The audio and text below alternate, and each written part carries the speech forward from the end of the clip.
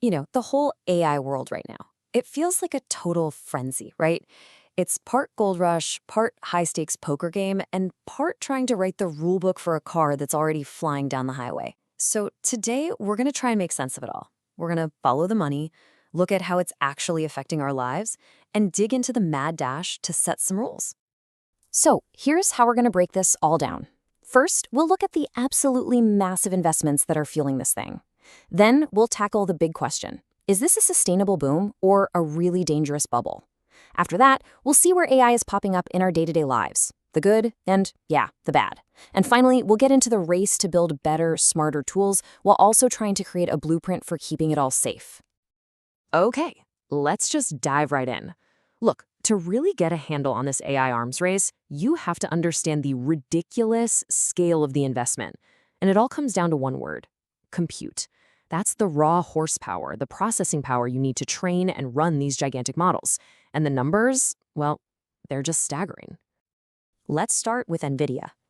Think of them less like a company that sells chips and more like the central bank of this whole AI revolution. They're basically printing the currency, the GPUs that everybody else desperately needs.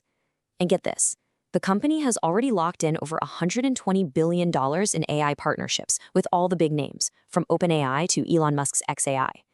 They are sitting right at the center of this new economy. And then you've got the people actually building the models themselves. Anthropic, which is a major rival to OpenAI, just massively expanded its deal with Google. They're getting access to 1 million of Google's custom AI chips, these things called TPUs. Now, this deal is worth tens of billions, and it shows a really important strategic shift. These companies are spreading their bets, making sure they aren't totally dependent on just one cloud provider. And all those chips, well, they need a mind-boggling amount of power. By 2026, that Anthropic deal alone is going to require over 1 gigawatt of new energy capacity. To give you some perspective, that's enough juice to power hundreds of thousands of homes. It's a massive, massive signal for our energy grid and a little preview of AI's enormous environmental footprint. Okay, so this is where you really see the different game plans taking shape. You've got 3 totally different playbooks for grabbing all that power. Anthropic is playing the multi-cloud game, partnering with Google so they're not locked into just one supplier. NVIDIA is going for ecosystem lock-in, trying to make its hardware and software the one thing nobody can live without. And then there's xAI, going for stack ownership, a huge lease-to-own deal to control everything from the silicon on up. It's a huge bet that owning the whole damn thing will be the ultimate competitive advantage. So you see all this money flying around, and you have to ask yourself, is this real, sustainable growth, or are we just pumping up a massive bubble that's going to burst? The arguments from both sides are actually pretty compelling.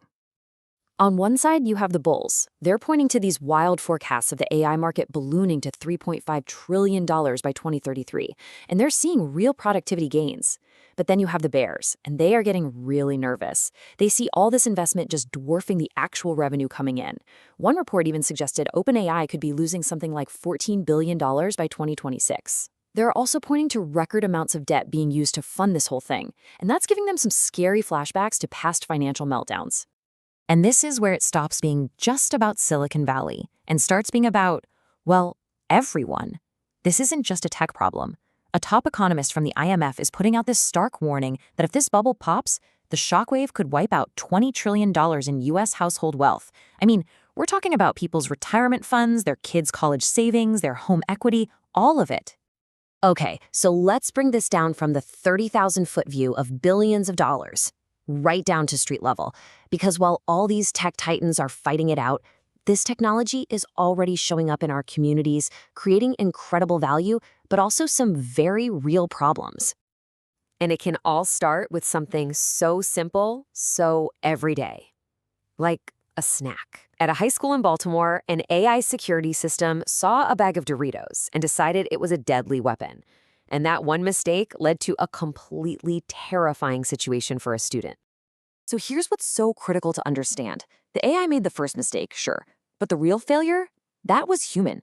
The system actually sent a follow-up notification clearing the alert, but it didn't get to the principal in time. And that communication breakdown led to an escalation that put a kid's life in danger. It's just a brutal reminder that these false positives have very, very human costs. And look, this is not a one-off thing. We're seeing the consequences of these AI hallucinations, as they call them, pop up everywhere. You had 2 federal judges who had to literally take back their own rulings because their staff used AI tools that just made up fake legal cases. Then you got the giant consulting firm Deloitte, which had to give the Australian government a refund because an AI-assisted report was riddled with errors. Trust is really being put to the test, even in our most important institutions. But for every one of those scary stories, there's the other side of it, where AI is quickly becoming this tool we just can't live without. A new survey, this one sponsored by Marriott, found that half of all travelers are now using AI to plan their trips. And for younger travelers, that number shoots up to over 70%. This is completely reshaping whole industries, and companies are having to adapt fast or risk getting left in the dust. And this really brings us to the core tension, the central drama of this whole AI arms race. It's this frantic 2-track race.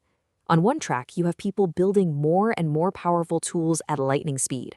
And on the other track, you have this scramble to build the guardrails to keep it all safe. And a lot of the time, the building is way out ahead of the regulating. Just look at the business world. Companies like Oracle and MariaDB are now baking AI right into their core databases. So AI is becoming less of an add-on and more like, well, like electricity. It's just part of the basic foundation. At the same time, PayPal is building systems so that AI agents can securely buy things for us. This isn't just about a new app on your phone anymore. We're talking about AI being woven into the very fabric of how business and money work. And this is also leading to some pretty wild stuff, like a trend called vibe coding. This basically means people who have zero programming experience can build real, working apps just by describing what they want to an AI in plain English. I mean, think about that. It could unleash this huge new wave of creativity and new businesses. But the more powerful these tools get, the tougher the ethical questions become. And you can see this perfect split between 2 of the heaviest hitters. Microsoft's AI chief came out and said they will not allow their tools to be used for simulated erotica, flat out calling it dangerous. Meanwhile, OpenAI CEO says his company isn't the moral police, and that as long as you're a verified adult, you can use their tools for that. This shows you that ethics and content rules aren't just an afterthought anymore. They're becoming a key part of the competition. Who gets to decide what's okay is now a battle for market share.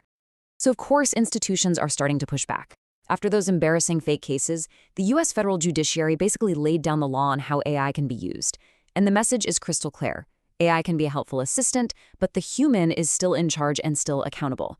You can't just hand off core legal duties to an algorithm, and you have to double-check everything the AI spits out. And that really brings us full circle, back to this fundamental conflict we've seen through this whole thing. We are building this technology at a breathtaking gigawatt-level scale. We're pouring billions into it, completely rewriting entire industries, but at the very same time, we're only just starting to figure out how and how much we can actually trust the thing we're building. Which leaves us with one final, pretty big question to chew on. This AI engine is being built and accelerated at light speed. It's being plugged into our courts, our schools, our entire economy. But the most important question might not be how fast we can make it go, but whether we're designing the brakes fast enough to handle the speed.